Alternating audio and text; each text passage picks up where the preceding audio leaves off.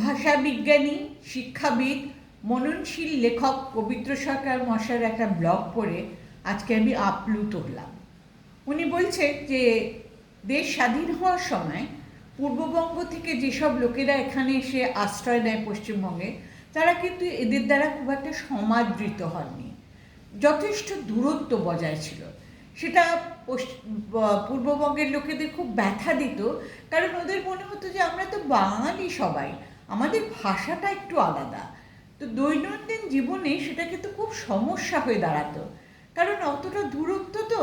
কিন্তু ক্রমশ ক্রমশ মিশতে মিশতে পশ্চিমবঙ্গের লোকেরা দেখলেন যে না, এরা তো যথেষ্ট সংস্কৃতি সম্পন্ন, উচ্চশিক্ষিত। সেইটা ক্রমশ হয়তো ব্যবধানটা কমে আসতে থাকলো।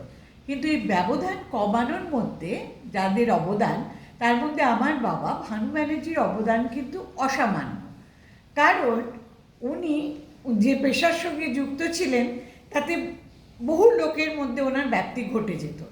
যেমন উনি বাংলা সিনেমায় বাঙাল কথা বলতে আরম্ভ করেন এবং মঞ্চে দাঁড়িয়ে কৌতুক নকশা বাঙাল ভাষায় পরিবেশন করেন।